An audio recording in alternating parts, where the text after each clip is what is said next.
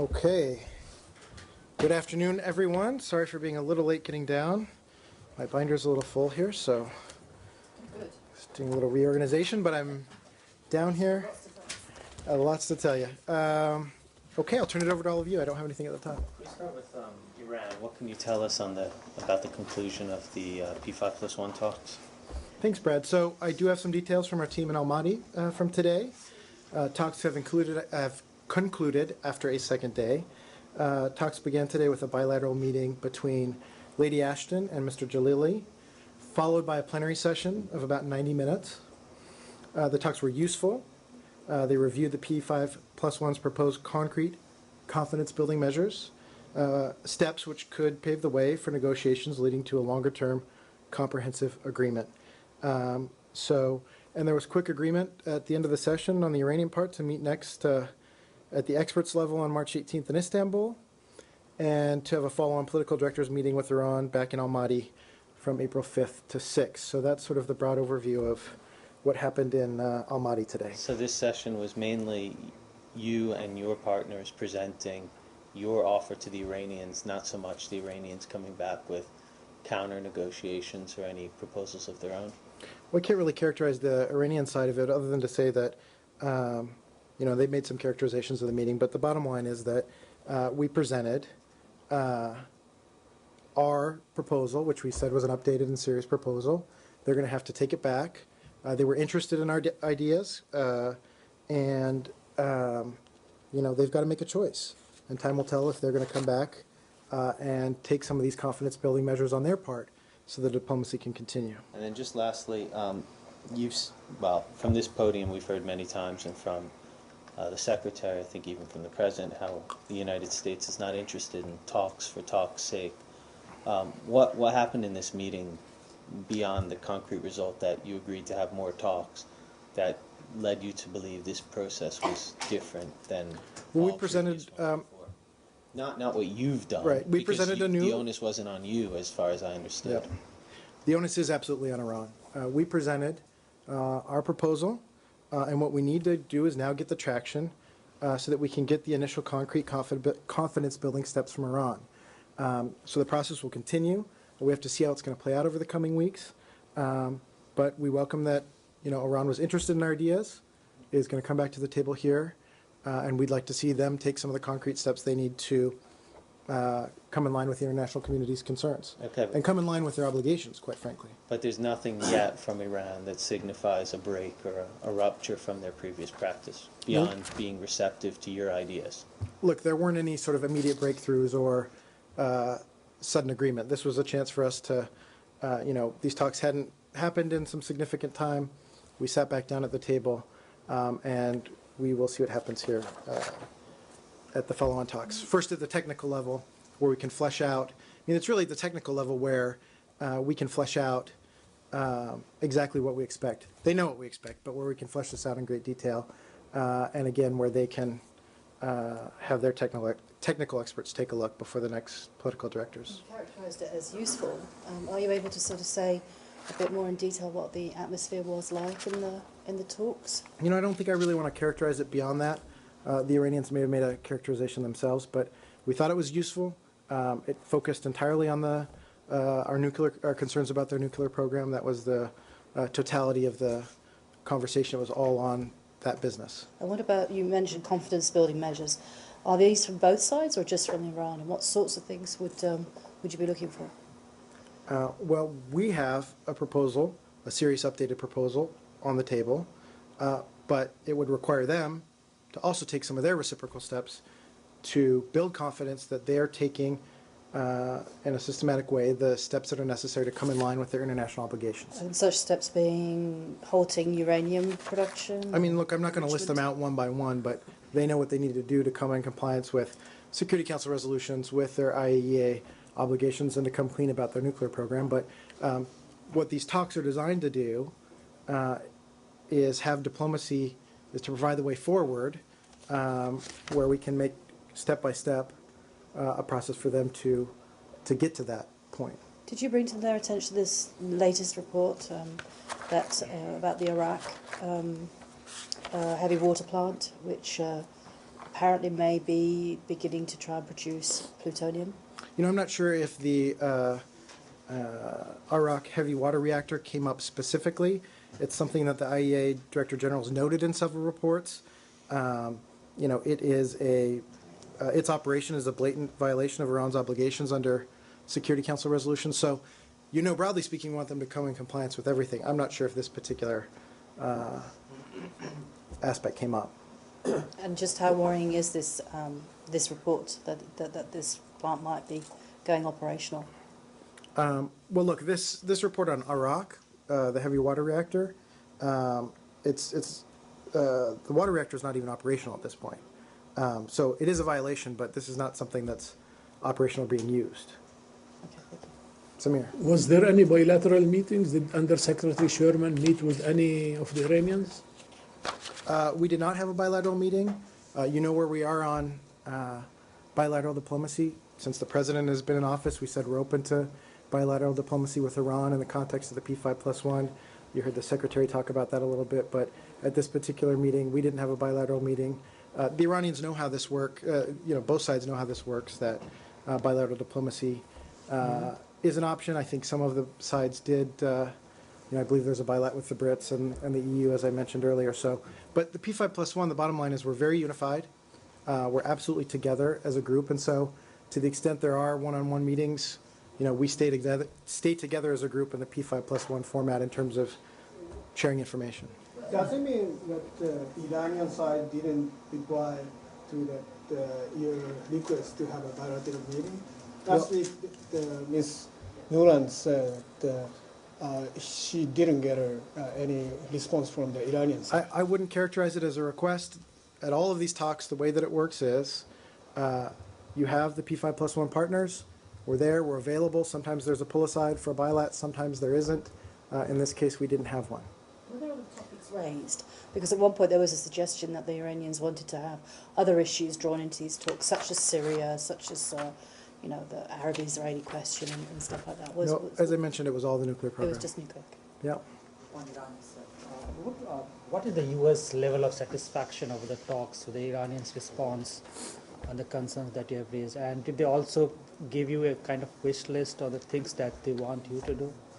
You know, beyond saying they're useful in the description, I've tried to give you as much detail as I can. I'm not going to get into the details of diplomacy. We need to give diplomacy the time to work, and it's not useful to the process to give detailed, specific reports of what's on the table on each side. But I think the broad overview that I gave you at the beginning really outlines how the process worked, the kind of things that we're talking about. There's a bill in the House today about tightening sanctions on Iran, which also would suggest that they want to see the Iran Revolutionary Guard designated as a foreign terrorist organisation, which I believe is within the State Department's purview, isn't it? You know, we're aware of that new proposed legislation in Congress, and we're going to continue to work with them on all sanctions legislation. I don't have a particular update for you other than we're aware of it, and we continue to be in dialogue with the Congress. But designating a group, a foreign terrorist organisation, is usually done by the State Department. We do designate foreign terrorist organizations, yes. Are you reviewing the IRGC currently? You know, I'd have to look into that. I'm pretty sure we have a significant number of them designated, but I'll have to get an update for you. Okay. I'm just not aware. Go ahead, Samir. But slightly different. Pakistan's president Zardari is in Iran, and they are going ahead with this Iran-Pakistan gas pipeline. Do you have anything to say on this? I know in the past U.S. has expressed concern over that. Well, you know, Tori talked a bit about this last week. You know, we recognize that Pakistan has significant energy requirements, but we really think there are other long-term solutions to Pakistan's energy needs, and so we've been assisting as a government to contribute to the alleviation of the energy crisis in Pakistan. And so, you know, we made it clear to our interlocutors, for instance, that it's in their best interest to avoid any sanctionable activity, and we think that we provide and are providing the Pakistani government and people a better way to meet their energy needs and some of the assistance we're providing. Now that they are going ahead, they are in the final stage of going ahead with this project, do you think now that this is a sanctionable activity which could impose sanctions on Pakistan? You know, I'm not going to speculate on that, but we watch all sanctionable activity very closely. How are we helping them with their energy needs? You said something. This is something Troy talked about last week, but I can give you some examples. We contribute to the alleviation of the energy crisis in Pakistan by supporting large-scale energy projects, including one that will add 900 megawatts to the power grid by 2013. That's going to help supply electricity to an estimated 2 million Pakistanis. So we do have some bilateral assistance, which we think is useful and helpful in that regard. Would just building Joe. a pipeline actually violate sanctions? You know, I'm not sure. I'm going to have to look into that. We look at all sanctionable activity closely. It's hard for me to make a determination on that, but let me look into it, Joe. Okay. Okay, Samir. Last Friday, Victoria said that the State Department will discuss with the Israeli government. They're awarding a license to an American-based energy company to explore oil or gas in the Golan Heights. I remember that, yeah. Did you get anything? Did you talk with the Israelis about it? I know it's something we've raised. I don't have a readout for you of what we've heard back from the Israelis, but I'll endeavor to get that for you. Samir. Did you raise it with the Israelis? Yes, we have raised it with the Israelis, but I'll have to endeavor to get you a readout of where we stand on that issue. Are there any issues Go ahead, with the Golan Heights is complicated territorial issues for American companies to work there? Are there any is there any red tape they have to go through with the State Department or with others in the U.S. government? I'm not aware in terms of sanctions. Clearly, there are some security Not issues. sanctions, but there's questions over who has the jurisdiction over certain territory. I mean, Right. the United States doesn't recognize Right. Israel's claim to the Golan Heights, does it? Look, it's a very complicated legal scenario we have here. I'd have to get the lawyers to give me a full readout on where we stand on the Golan Heights. Suffice it to say, there's a major security issue right now because we have violence spilling over the border as well. But I'd be happy to look in and get. That's fine. When you have greater clarity on his question, maybe you can look at that one. I'd as be well. happy to, Brad. Thanks. Thanks. Go ahead. On one volunteer meeting, I was wondering if you could say whether they discussed missile defense, if any progress has been made in narrowing the differences and breaking the current impasse on the bilateral dialogue in this sphere. You know, Dimitri, we put out a readout last night, which I'd be happy to get to you about the bilateral meeting. You know where we are on missile defense cooperation with Russia. It's an important area that we continue to raise with our Russian counterparts, but I really don't have anything for you on the meeting beyond the readout we put out last night about that bilateral meeting. Again, it was about an hour and 45 minutes. It dealt primarily with Syria was the key issue. Foreign Minister Lavrov's come out and said that the Syrian regime has appointed its negotiating team. Are you aware of that, and could you give us some details about that? And then similarly on the other side, he was calling for the opposition to appoint their own negotiating team. Are you involved? Would you be involved with that, and do you have information on that? I hadn't seen that, but here's where we are. You guys asked a little bit about negotiations yesterday, and so I talked a little bit about how SOC President Al-Khatib has made the courageous stand that he's willing to talk with certain conditions. We obviously want to get to a political solution because through dialogue and through a transition is the easiest way to stop the violence. And so that would be a good thing if we can get to that dialogue. The regime certainly hasn't shown the kind of indications on the ground that it's willing to talk when you have them raining scuds down on cities and indiscriminately slaughtering people. But we're obviously very supportive of the political transition process. We thought it was courageous that President Al-Khatib was willing to extend a hand. And as you heard Secretary Kerry say today, what we're really looking for is how to expedite a political transition and end the suffering of the Syrian people. So we've been clear that the process has to include Assad leaving, but it's really up to the Syrian people as they determine what the best way is for these negotiations to happen. If the regime has appointed a negotiating team, that is presumably a step forward. And that's something we said that they should do. Yeah. I hadn't seen that report, but it's something that we've called for. This is from Lavrov, so I mean it's not from Okay. the Syrian government itself. But I hadn't seen that report, but again, that's something that we've long encouraged. can I raise? I don't know how much you're going to be able to tell us about this. The report that's floating around in some of the media today about the further steps that the United States government might be prepared to take in terms of providing perhaps body armour and armoured vehicles to the opposition. Well, first, before we get to that, Joe, I just want to go back and reiterate for those of you who haven't seen what Secretary Kerry said in France today, before he departed for Rome, where he'll have these meetings that have been talked about. What he said our goal in this meeting is to seek advice on how we can accelerate the prospects of a political solution. That's the best path to peace and change. And second, it's really about how we can work with the SOC to better meet the needs of the Syrian people. So those are our broad goals. In terms of where we're going to be on our assistance, what kind of dialogue and discussion is going to happen about how we can accelerate that change, how we can better meet the needs of the SOC.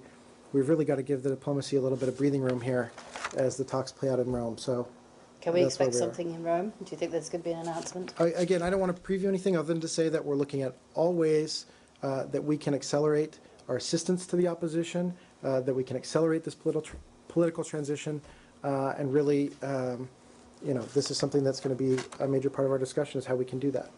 And has the opposition managed to convince you, I suppose, of its unity and its seriousness on the ground in such a way as to allow, we talked about this yesterday, in such a way as to allow the United States now to directly start funneling aid to the opposition so that they can get it out to the people who need They're it? getting more organized. They're in the spaces, as I said yesterday, that they've been able to control. They're helping to get the governing institutions up and running. We want to help them as they maintain the institutions of the state that are necessary. We're talking about basic services, water, electricity, but also build up new institutions in terms of governance, rule of law, police. So really, there's a lot on the agenda here, and we think that they've made significant progress. We're going to continue to work on it and really accelerate that assistance. And so part of the whole point of this meeting is to sit down with them, hear their needs, hear the progress they've made, have our partners at the same table who are also willing and looking at what they can do to up their assistance. And it's really an important meeting to sort of bring that all together. So many of the objections that we saw from the United States a couple of months ago have been alleviated in the last couple of months since they've been working together. Look, this is over time. They're obviously getting more organized. As I said yesterday, we're not at a point where they're sort of a government in exile or anything of that nature, but we see them as the legitimate representative of the Syrian people. We worked very hard to get them better coordinated also inside of Syria. That's what some of our non-lethal assistance was doing, and so they're making progress. That's how I'd characterize it. So you said that what you're doing in Rome is going to be to accelerate efforts toward a political process, not to essentially get to it immediately. I guess that's a recognition that things aren't that rosy when it comes to that effort, and it might take a process to get to that. Is that correct? Well, they're separate tracks. I mean, one is, and we've said part of our strategy is to, hasten the end of the Assad regime, and so we're working with the opposition in that regard. Having said that, we've also said that the best way to end the violence is through a negotiated solution. So, to the extent that that's possible, we of course would welcome it. If there's a negotiating team that's out there that legitimately represents the regime and is willing to come to the table, that's a good thing. But at the same time that they're raining down scuds and haven't been in communication through the Joint Special Representative, we haven't sort of been able to assess that as credible to this point. But this isn't your ace in the hole, what you're playing in Rome tomorrow. You're looking at gradual, kind of modest increases in aid or in scope of aid. So would the U.S. consider future steps if the war drags on, if Assad regime doesn't cease to exist as you hope? I don't think I'm going to characterize it further. I mean, we'll continue to see how this goes and see what we can do right now. Okay, other topics? Go ahead. Yeah, may I circle back to the P5+1 talks with Iran? Tell me who you're with. I'm David Ivanovich with Argus Media. Okay. There's a report out of Almaty quoting a U.S. official saying that two of the key sanctions provisions, oil and the financial sanctions, were not on the table in Almaty, were never part of the discussions. Can you confirm that? As I think I said earlier, I'm not going to get into the details of what was in our proposal, nor some of the steps we're looking for the Iranians to take to build confidence. I don't think getting into that level of diplomacy here is helpful. Do you have Peru? Sure, Do Joe. you have an update on the couple who were missing yesterday at all?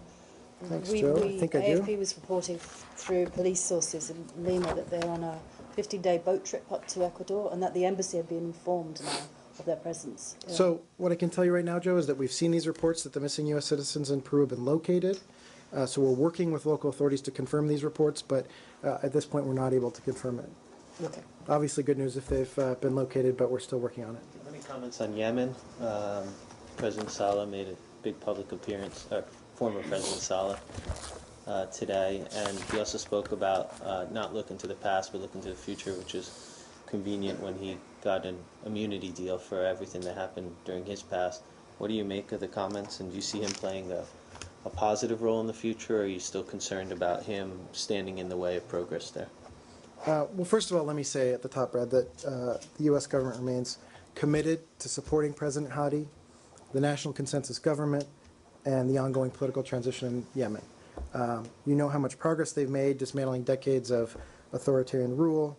You know they have a dialogue coming up that we want to be inclusive, transparent, and constructive. That's slated to begin on March 18th. But we're continuing to encourage all parties to play a productive role in Yemen's political transition for the benefit of the Yemeni people. So that includes future political ambitions of former President Saleh and his loyalists, family members, assorted coterie. I mean, I don't think I'm going to characterize the speech beyond that, but you heard what I said. We encourage all Yemeni parties to play a productive role in Yemen's political transition. So that would include everyone. Okay. And then, do you, Brad, go ahead. just wrap up my Middle East tour. Sure.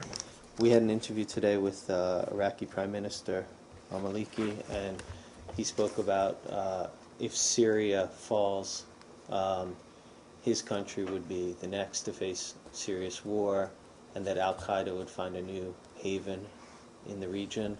Do you share these concerns, and what conversations are you having with Iraq about their concerns regarding Syria? I've seen I've seen the article that the AP published. I've seen some of those comments. I would obviously refer you all to President Maliki for further explanation. But from the U.S. vantage point, we've been clear about the negative influence, our concern about some extremist elements in the opposition, for instance, that we're very concerned about.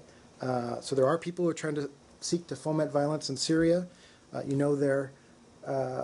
These countries' histories are intertwined, and so we have concerns about sectarian violence in Iraq as well. So again, beyond seeing the initial article you all published, I haven't seen the entirety of the remarks, but we do have concerns about the spillover between the two countries, and we're doing our best to support a unified, democratic, stable Iraq, and that's what all of our diplomatic efforts are designed to do in Iraq. How do you convince the Iraqi government that a change from the Assad regime would be, in fact, beneficial to his country and stability in the region? I mean, you've heard some of their previous statements about wanting the dictatorship to end in Syria, but all the neighbors are concerned about the spillover, and so we're doing everything we can, as I said before, to hasten the end of the Assad regime, so that we can have a new, free, prosperous Syria. And that would be good for Iraq. But there's no doubt that there are concerns from Syrians who are on the fence. There are concerns from Iraqis. The violence in Syria has been horrific, and we're doing everything we can to end that violence and provide a future that's more stable for Syria, and that would include and would be more stable for Iraq as well. Okay? Lalit? One question on sequestration. Yeah. Do you know what kind of impact this would have on your visa issuing process, especially in countries like China, India, and Brazil, where you issue thousands of visas every day? Do you know how much delay it's going to put? Would the impact be immediately from next week onwards? Or are you cutting down the number of windows that you have on the consulates in these countries? Well, as you know, what sequestration would do to the State Department budget and all of our accounts is cut them by a fair percentage point, and so that affects all accounts. But one of the things we are very concerned about is we've had a huge influx of hiring of new consul officers. We've sent out to hotspots like India, China, Brazil, where you have lots of middle-class folks who are trying to come to the U.S. for the first time and visit and spend their money. It's good for the American economy. And so we are concerned that if sequestration happens, we could have major setbacks and really the Herculean effort we've made to reduce wait times. I can look for India specifically, but also for Brazil and China afterward. But we're talking about wait times that have gone from hundreds of days down to a couple of days for people to come visit the U.S. And every one of those folks is coming to spend their money here in our economy, and so we do have some significant concerns. So this will again increase the wait time? I mean, again, it's impossible to say exactly how it would impact in each individual country.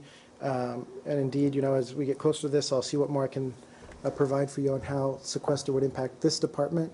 But there's no doubt in my mind, and those who look at this closely, that one of the areas that there'll be an impact on, obviously, is our ability to provide consular services. And so we're concerned about that, and it took a lot of effort to get us to reduce those wait times. A lot of new hiring, a lot of new staff. Would it be possible to have some figures on how many visas are issued on a daily or monthly basis, in particularly those three countries, Absolutely. the big population countries? Absolutely. We'll get that to you after the briefing for anybody who's interested. I have a question on food aid. Sure. There's been some grumbling from agribusiness, and there's also been some comments from charities, food NGOs, that the administration is considering a significant change in how it delivers food aid. Do you have any information on this? You know, Brett, I don't. I'd really have to coordinate, especially with my USAID colleagues, on food aid, but I will look into it and get you something absolutely for tomorrow. Thanks.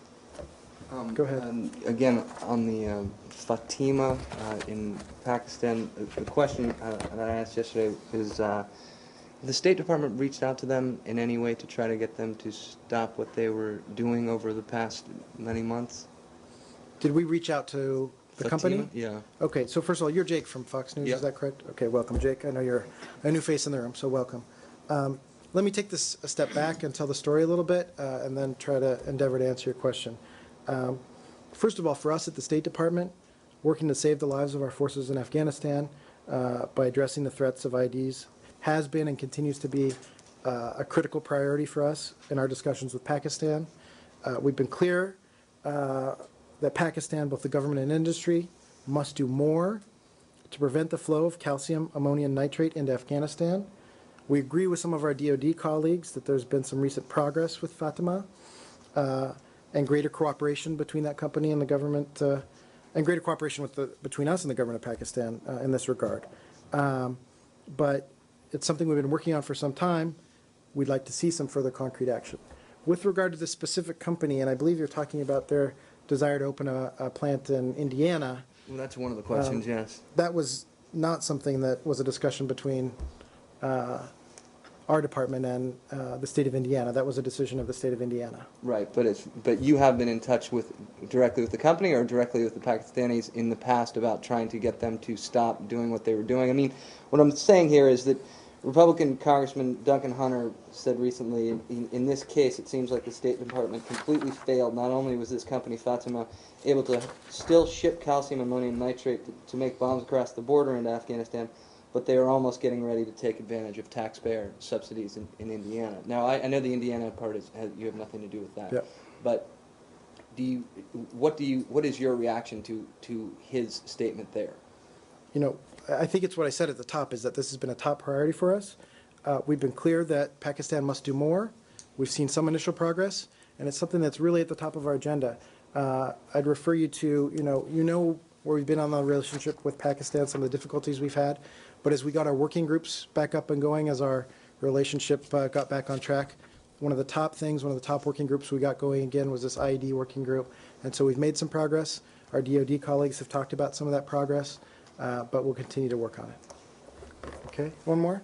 محمد الأحمد Sky News عربية. Yep. France is planning to create a Beyond the Horizon force in order to make rapid and quick military operations in Mali. Meanwhile, the U.S. has deployed some forces in Niger to set up a base for U.S. drones.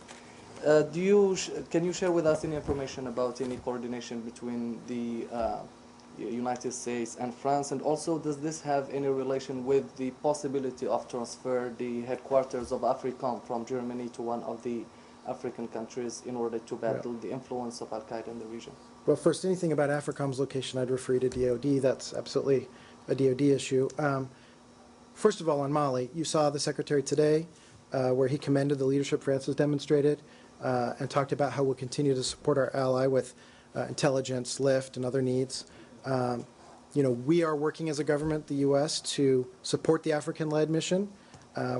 We've given some $96 million. Excuse me, let me correct that. We have $96 million that we've obligated, of which we've spent, let me get this right. We've obligated $40 million, and we're about to notify an additional $51 million. And then another $5 million for foreign police units. So, again, we have some significant financial assistance that we're giving to this mission, and we've got a shared goal with our French ally. You know, this was absolutely a discussion that the Secretary had with his counterpart in France today.